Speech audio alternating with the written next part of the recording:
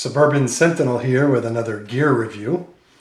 Today we'll be taking a first look at the Leupold VX-R 1.25 to 4 hunting scope. The main feature of this line of scope is that each version has an illuminated reticle of one sort or another. Leupold refers to this as Firedot technology.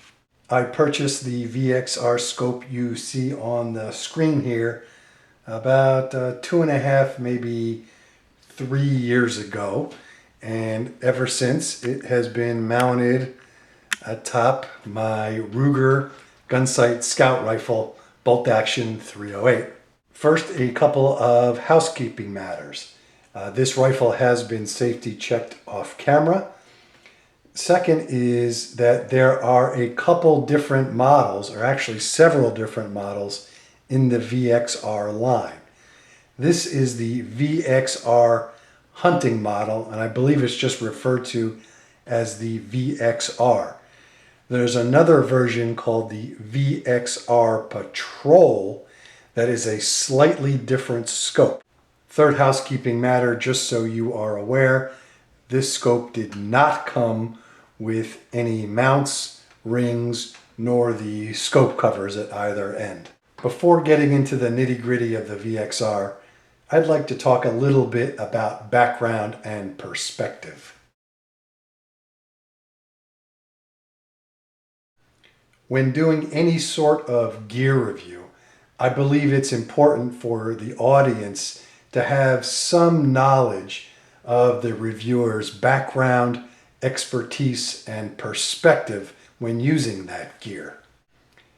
This is especially important for gear where performance can be highly subjective, such as rifle scopes.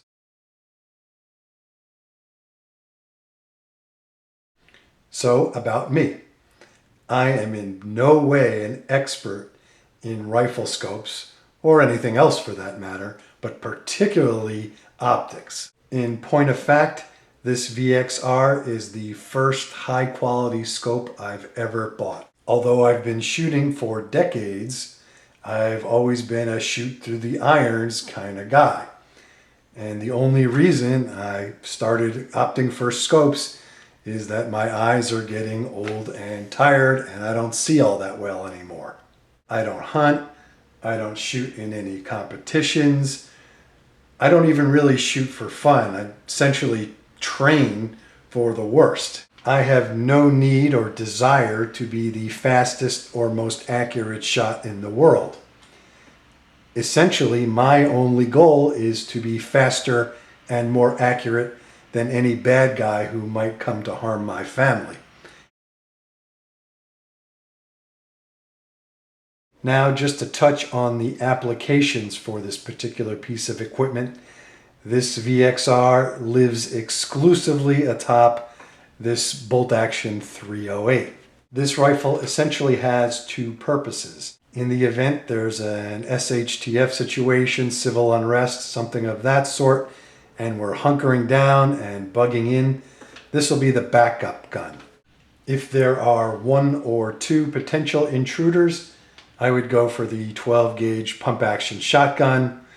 If there are more than two intruders, I would go for the AR-15. This scout rifle would back up those two weapons in case one of them were put out of commission or unavailable for some reason. The other application for this rifle is a bug out gun. God forbid we had to evacuate the household for whatever reason and go somewhere else. I'm certainly not going to drag my entire arsenal with me. If we had to bug out, our plan is to bring two rifles. My wife would carry a Ruger 1022 with hundreds and hundreds of rounds of ammunition, and I would bring this bolt action Scout with a few dozen rounds of ammunition. Last year I did a lengthy video review of the Gunsite Scout as a survival rifle, and I will leave the link to that review in the comments section and perhaps on the screen if I can figure out how to do so. The last thing I want to discuss concerning the application of this rifle and scope is the range. This is set up as a short to medium range weapon, essentially from 15 yards out to maybe 250. I'm not a long range shooter, and I really do not foresee any situation where I would be called upon to make really long shots. And to be honest with you, I do not have the background or training to accomplish this anyway. Of course, if long range shooting were a skill I'd be likely to need, you can bet I'd go get trained on how to do it. But the layout and the topography of the homestead and any place we'd be likely to bug out to make this unnecessary. And I'll take a little walk outside and show you what I mean. Okay, I'm outside the old homestead here, and I'm panning around the front door. And as you can see, the area is pretty heavily wooded. And as we go around, there's not much to see but trees. Now I'm around the back of the property, and as you can see, it's still fairly heavily wooded, kind of hilly. And as we turn facing south, this is about as far as you could see anywhere around here. That driveway down there is maybe 75 yards away.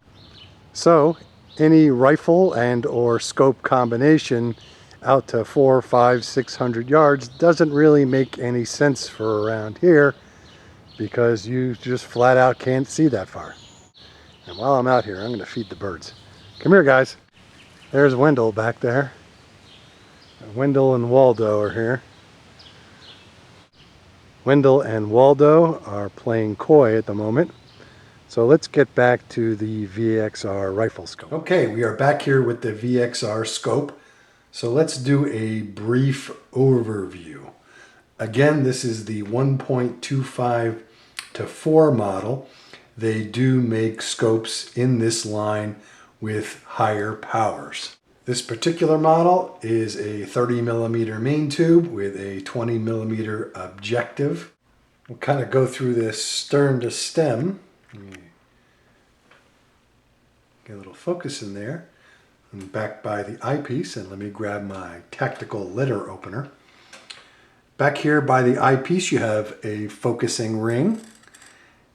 Works very nicely, even for those of us with not so great eyesight. Allows for plenty of room for adjustment.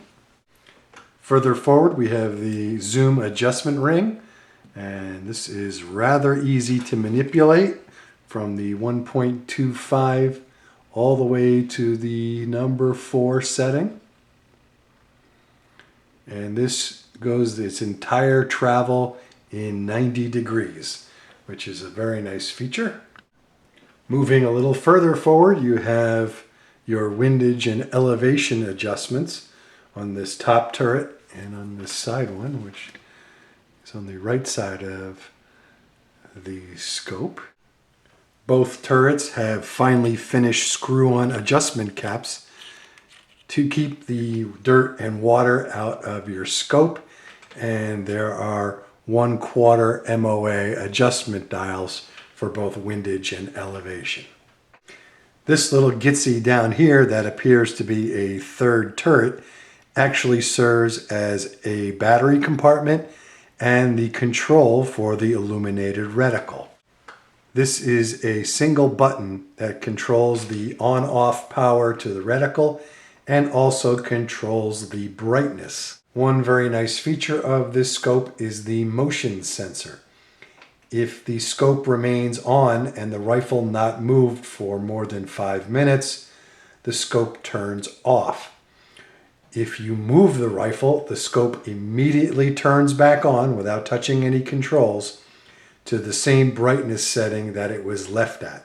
The scope is powered by a single common battery. I believe it's a CR2032 watch battery. I've had this now 2.5, maybe 3 years, and I am still on the original battery. And with the motion sensor technology, I don't bother to turn the scope off.